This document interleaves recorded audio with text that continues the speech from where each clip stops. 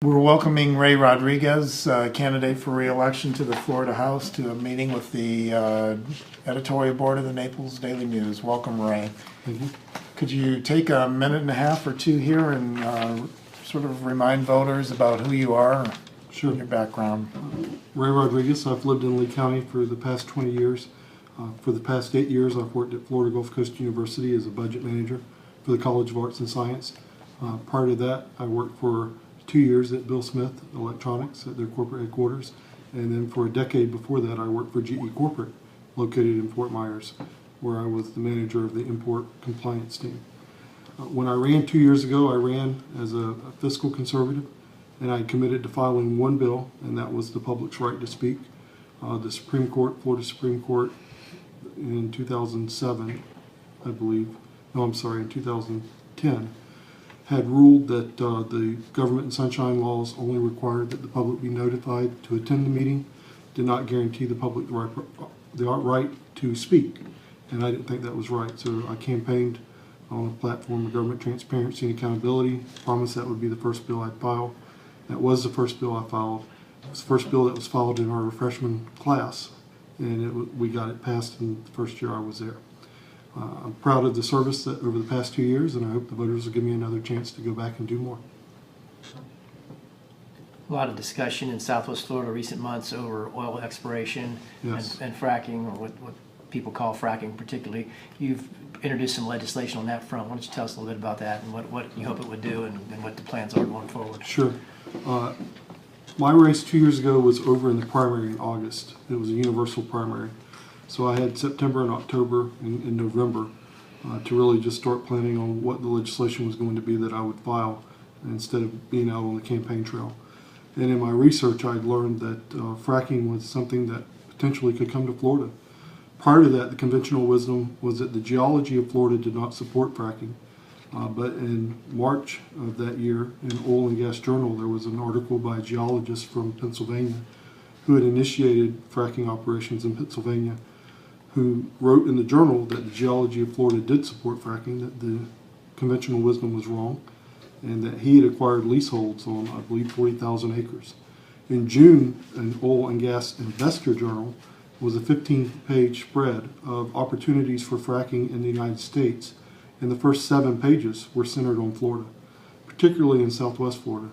So as I looked at this, I was concerned, and I looked at what other states had done, and there was only one state who had regulated through legislation the disclosure of the chemicals that were used in fracking, and that was Texas. So I reached out to the representative in Texas who filed that bill, got him to send his bill to us. We took a look at it, worked with bill drafting to adapt that to Florida. And then I reached out to environmental groups as well and industry groups and spoke to both of them and learned that the environmentalists felt like the Texas bill really didn't go far enough for a couple of reasons. And I felt like the objections they had were legitimate. The first was they thought that they would know all chemicals on all wells, and the bill was only applied in Texas on new wells, not existing wells.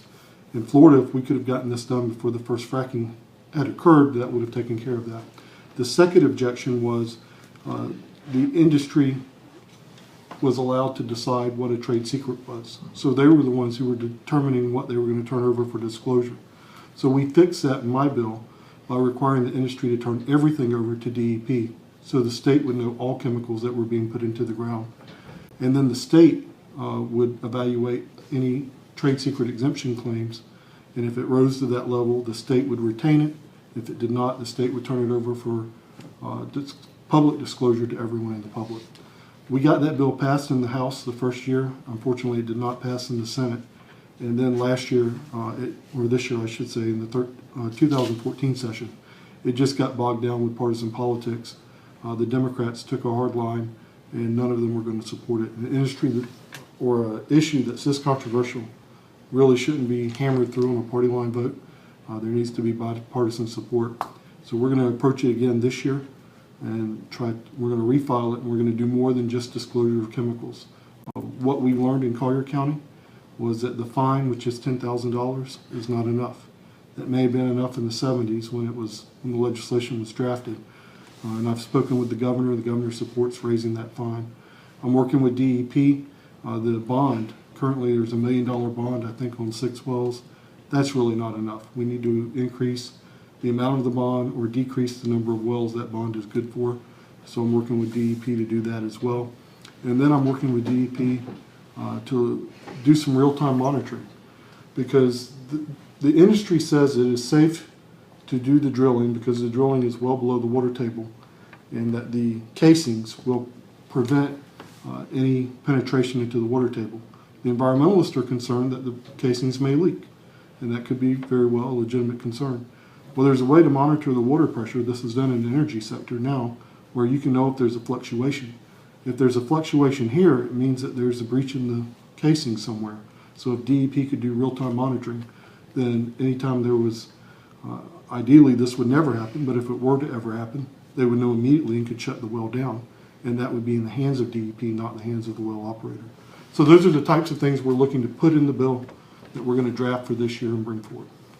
Do you think the exemption part of the bill has been the trouble in getting your legislation through? It has been used as a reason to oppose it, but frankly, that's a Trojan horse, because the exemption, and here's why I say that. The exemption is a federal exemption. Let's start with that.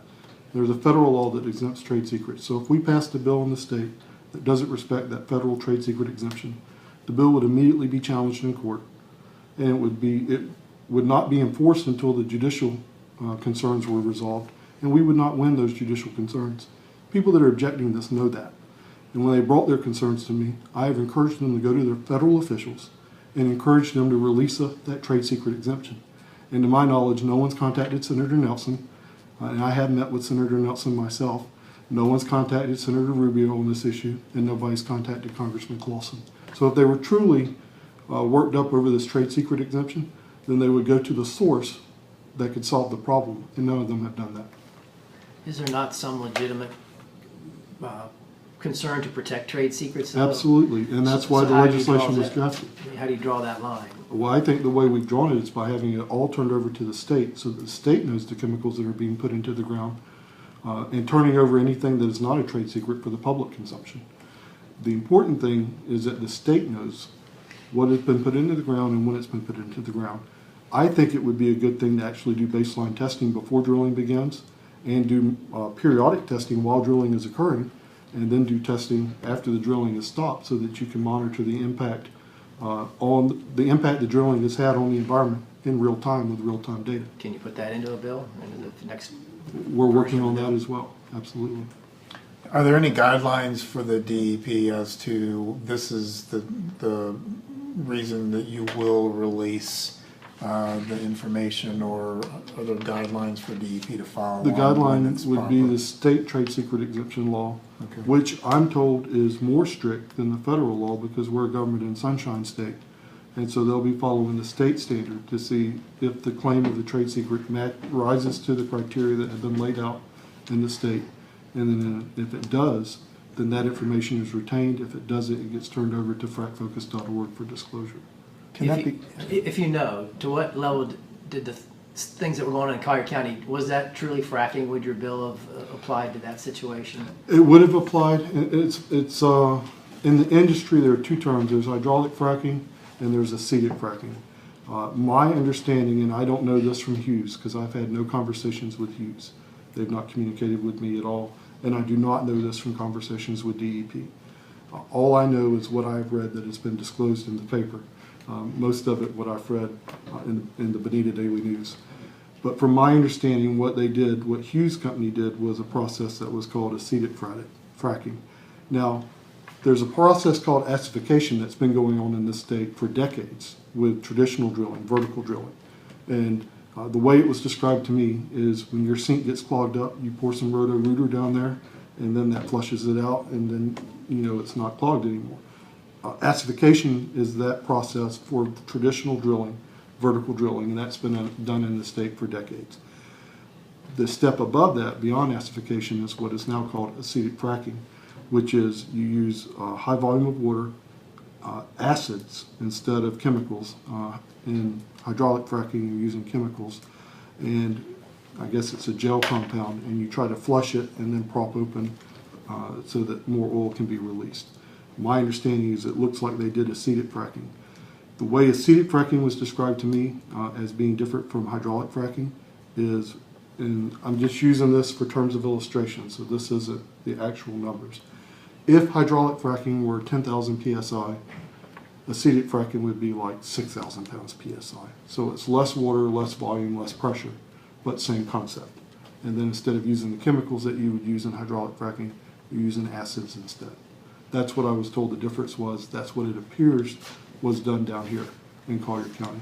This bill, I believe, would apply to any chemicals or acids that were being put into the ground. It would be drawn that way, drafted that way, and I believe it would be implemented that way. Traditional drilling sometimes use compounds just as lubricants or whatever. Correct. Are they covered by your bill as well? You know, I haven't really considered whether traditional drilling would be covered in that or not. I would have to go back and talk to staff to see if the language includes them or not. I'm not sure. This covers the procedure itself, right? There's no grandfathering in of wells that have already been there for a long period of time, so it's the actual procedure. Any chemicals or acids that are being put into the ground will be disclosed to the state if my bill were passed and implemented. Is there a level of... Let me just say this, if I could. I looked at what other states were doing. When the environmentalists came to me and they objected about the trade secret exemption, I said, I'll tell you what I'll do. If you can find a state that has disclosure that doesn't have this trade secret exemption, bring me their language and I'll put it into the bill. And they never did. And the reason for that is it doesn't exist. Even in California, where the environmentalists wrote the disclosure laws, they have to respect the trade secret exemption. But what we would have had with the bill I drafted would have been the most strict disclosure laws in the country. No one requires everything to be turned over to the state. Our bill would have required that. Do you think the change that's coming up in terms of the House and Senate leadership gives that an opportunity to go forward, or what is it that'll be different this session politically that gives you an opportunity to get that through? I think there are two opportunities. The first, and what I've learned in my first term in the House, is that the first session is less partisan than the second. And so in the second session, everything's done through the prism of the election of that year. So I've got a real opportunity in the first year just for that reason alone. And the second is, if you look at how the races are shaking out across the state, there's a very real possibility that the Republicans are going to have 80 seats in the House. And if we have 80 seats in the House, we can get the public disclosure bill passed without the vote of the Democrats on that. I'm going to continue working with them because philosophically I believe a bipartisan approach is the best approach because we want buy-in from everyone. But in this case, they won't be able to kill it if they choose not to buy in. And we have the 80 seats. Your opponent has made some suggestions that he thinks you're getting a lot of big corporate money, and so therefore you're beholden to all of your big donors. Is there anything that you would tell folks in response to that? Sure, I would say this. If you look at my campaign contributions and compare them to other state representatives across the state, what you'll find are donations from these interests to all state representatives because typically they support incumbents. The other thing I would say is this. I know I have an endorsement and a donation from AIF, Associated Industries of Florida. One of the biggest things they advocated for last year was expanding in-state tuition for illegals, and I oppose that. And before that, the biggest thing they were pushing for was Medicaid expansion, and I oppose that. I know I have a donation and an endorsement from the Florida Chamber of Commerce. For the last 2 years, they've been working on insurance reform to lower the Florida catastrophe fund, and I've opposed that every step of the way because that's bad for our residents on the coast. It'll raise our premiums. I've been endorsed by the Florida Medical Association. You'll see contributions from them, and they have opposed the expansion of scope of practice for nurse practitioners, and they have opposed telemedicine, and I have supported both of those because I think that expands access to health care here in the state of Florida. And finally, if you look at the oil companies who have donated, none of them have lobbied any of us on the issue of fracking. In fact, the last time any of them have lobbied would have been 3 years ago under the Dean Cannon administration when they were lobbying for offshore drilling. And I've been very vocal and adamant that I oppose offshore drilling. So what I would submit is this. You'll see a lot of endorsements and donations from a lot of groups, but I can show you where I'm not carrying the water for their agendas. People endorse me, they endorse me because they like the way I do my business, not because they think I'm going to vote the way they want. Getting to Medicaid, you touched on. Why do you oppose that expansion? It seems like that was federal money that would have opened up health care to. Well, it's promised federal money, but what we've seen in the past is the federal government doesn't always honor their commitments. And I can give you examples of that. The Everglades Restoration Act that was done in 2000, we're supposed to be on a dollar for dollar basis, $1 state, $1 federal. The report that just came out this year says that for every dollar that the federal government's put in year to date since 2000, the states put in $2. Now we're working under the constraints of a balanced budget, which the federal government does not, and we don't print our own money. So they haven't honored their promises on Everglades restoration. There's an act called the Individuals with Disabilities Education Act that was passed. The federal commitment to that was 40%. That act has been in place for 35 years, and the most the federal government has ever contributed is 14%. So the federal government's great on making promises. I'm very leery of their ability to follow through on those promises. And for the Individuals with Disability Act and for the Everglades restoration, the states managed to do what it has needed to do. But Medicaid expansion would be so large that if the federal government failed to honor their commitment on that, it would completely wreck our state budget.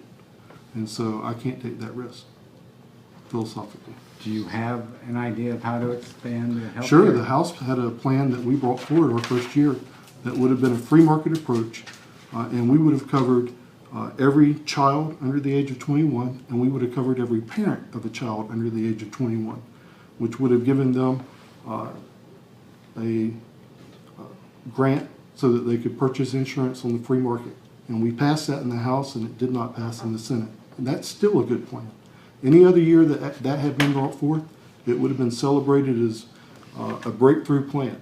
But because the Democrats were all in on Medicaid expansion, they didn't want to have anything to do with that plan. I would submit we should bring that plan back up, resubmit it, and pass that plan.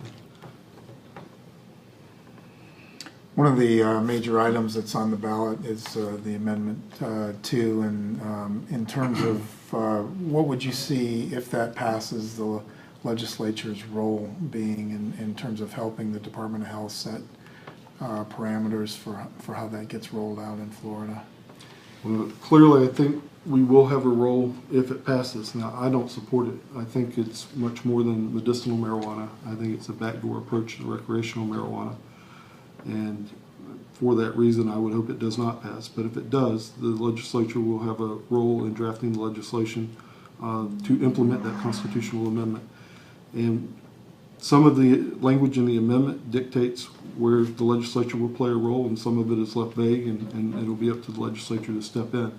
But if it is passed, it will be our duty to make sure that it's implemented, because we're to honor the Constitution, whether we agree with it or not. Have you heard ideas kicked around, ideas kicked around about how to make sure that it really, if it does pass, it really is debilitating medical conditions and not sort of state conditions? As some I am states sure do. they've had those discussions in the Criminal Justice Subcommittee, which is where the medicinal marijuana for Charlotte's Web originated this year. I don't serve on that committee, so I haven't been privy to those discussions, but I'm sure that has been on their radar. Well, being from Lee County, obviously, you know about them opting out of state testing for a Yes. week. Do you see any proposals to limit the amount of state testing, to roll some of that back, to fundamentally change it? Well, you know, the interesting thing is when you look at testing, there's multiple discussions. The first discussion is there excessive testing? And the second discussion is high stakes testing worth it? So let's look at the first question of excessive testing. Those who supported Lee County opting out have said that they've seen where teachers are telling them students are spending 50% of their time taking tests. Now, I don't know whether that's true or not, but I do know this. The state requirement until this year, because this is the first year we haven't had FCATs, the state requirement up to this year was FCATs, and FCATs were 3 weeks worth of testing. That's 15 days out of 180 school days. So that is less than 10%. The state also mandates an end-of-course exam, which is a final for each one of those. So even if you assume that the state end-of-course exams were the same as FCATs, which I don't think finals would take 3 weeks, but let's give them the benefit of the doubt and say they do, then we're talking less than 20% of the testing was dictated by the state, which raises the question, where is the greater than 30% of the assessment time coming from if it's not the state? And the answer is it's the district. Now, the question is, why is the district mandating so many tests? I'll give you an example in Lee County. The state has a statute that says if a school slips down to a D, then they have to submit progress assessments, and they have multiple ways to do that. In Lee County, they chose to do that through assessment. The only schools that have to take that assessment are the schools that have slipped down that letter grade. Lee County was insisting that all their schools take that assessment. Why? If the schools have not fell into the category of requiring that assessment, why would you require the students in those schools to take it? And so was there excessive assessment going on? Absolutely. But I reject that the assessment, the over-assessment was occurring on the state level. Now let's talk about the high-stakes testing. There are those that say the kids are struggling with high-stakes testing and we should get rid of it. I've been active in education in Florida since the early 90s. When I worked at GE, I served as our partner and education coordinator with a local elementary school that we had adopted, Michigan Elementary. So I got to work with the administration and the teachers and the students there, and I attended conferences with other administrators, teachers from other corporate groups who were working on this. So this was even before charter schools came in. And what I remember then was this: Florida was a bottom 10 state when it came to education. We were bottom 10 in the assessments that were being done. We were bottom 10 in number of students, percentage, not per capita, but percentage that were graduating. And we were graduating students who were functionally illiterate. Today, we are a top 10 state. We are a top 10 state in the number of students that are graduating, and that has increased remarkably. We are a top 10 state in closing the gap in minority achievement, which is truly extraordinary when you consider how diverse Florida is compared to other states. And we are a top 10 state in graduating students who are literate and who can then are prepared for education. During my past year, I served as the vice chair of the Higher Education Committee. Chancellor Hanna of the Florida College System came to us because we had passed legislation regarding remedial education on the college level. And he shared a statistic which was amazing to me. He said, if we get a student who has graduated within the last 5 years, then only, I think the number was 8% of those students require remediation. If they've been out more than 5 years, then they require remediation. So what that tells me is the students we are graduating today and have been graduating for at least the last 5 years are college ready. Florida couldn't have said that 10 years ago or 15 years ago. And the reason Florida couldn't have said that then was because we weren't holding schools accountable for their results. What was happening was social promotion. We were more concerned about the self-esteem of the kids and saying it would be wrong to hold this child back and not let him stay with his classmates than we were whether the child was ready to go on to the next grade. And the result of social promotion was these kids were not graduating because by the time they hit high school, they didn't know what they needed to keep up, so many of them dropped out. And the ones that hung through for social promotion all the way to the end were graduating without the skills or the ability to go get a job or to go enroll in college. And so Florida is getting it right in education today, and high-stakes testing plays a role. Now, do I think everything should be strictly high-stakes testing? No, there should be a balance. If you've got a kid that's got good grades and is struggling with the pressure of testing, then yeah, there should be some room there to work with that child. But for those that are advocating eliminating high-stakes testing, I think they're taking the state in the wrong direction, and I will oppose that. You had mentioned earlier that this is kind of an off election year, I guess, in terms of being able to get some legislation through. Besides for your fracking legislation, what else do you think are key issues the legislature should push forward this year?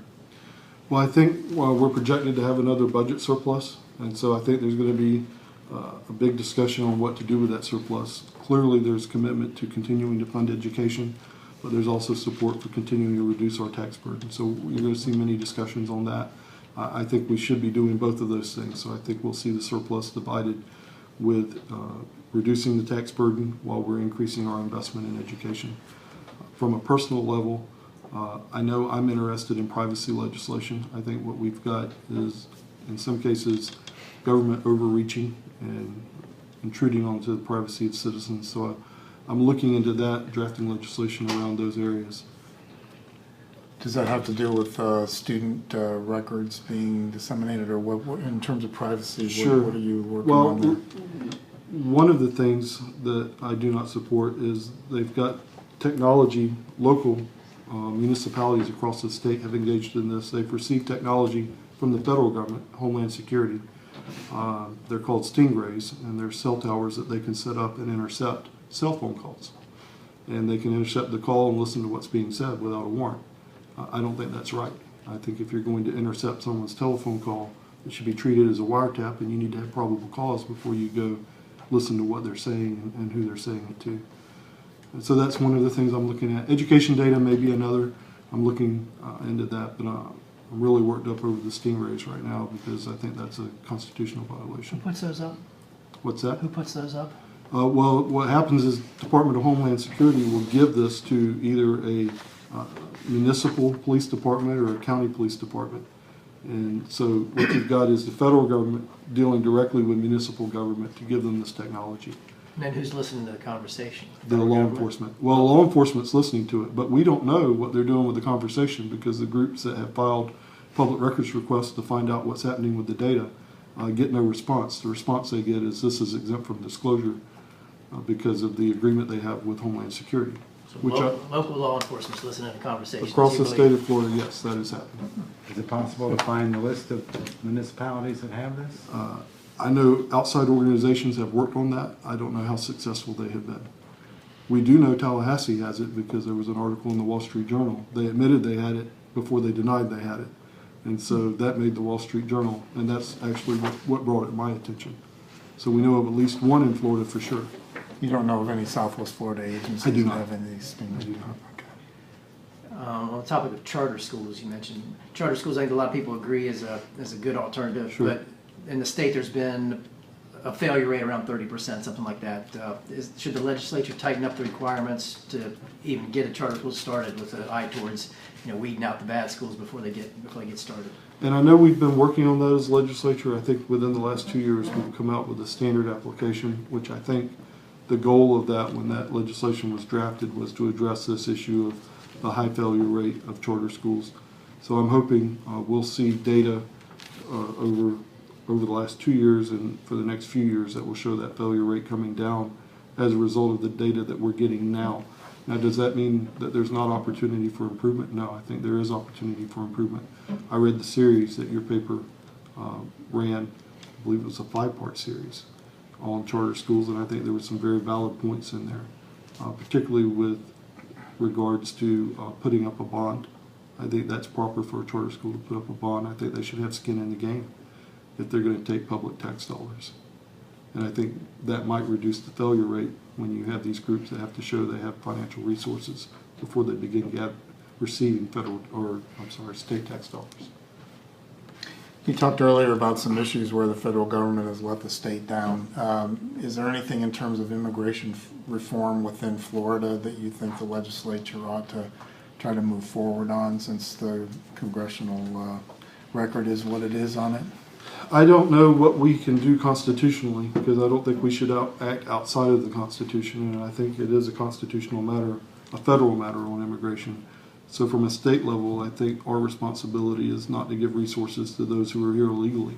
So I don't think state tax dollars should be going to illegals. And I think in an ideal world that would be a deterrent to illegals coming here. That was one of the reasons I was really opposed to giving illegals in-state tuition, because what we've seen in states that have done that is the number of illegals in that state go up because they go there to take advantage of the benefit that's there. I do believe the federal government needs to get their act together on immigration. We saw the stories over the summer of all those kids that were coming in without parents, without supervision, crossing the borders on their own, which is a tragic circumstance all by itself because that's very dangerous. What hasn't been in the news, but what is true, is that Florida is number 3 in states that are receiving those children once they've entered the United States. Those children are being sent to Florida and being placed here in this state. And so we've got to get the federal government on task to fulfill their responsibilities for everyone's safety and security. Half hour goes by pretty fast here, Ray, but we're up to a little past 29 minutes. Do you have any sort of closing thoughts that you'd like to get out to voters? Just that the thing I pride myself on is that I did what I said I would do. I made commitments to the voters, and in many cases directly to the voters because I campaigned door to door. And I kept those commitments in mind when I was on the floor of the House voting on bills. The first thought in my mind wasn't what does leadership want me to do. The first thought was what did I promise the voters back home? And I made every effort to honor those promises. And if they send me back, I'll make the same promise. I won't forget who sent me there, and I won't forget who I'm working for, and that's you.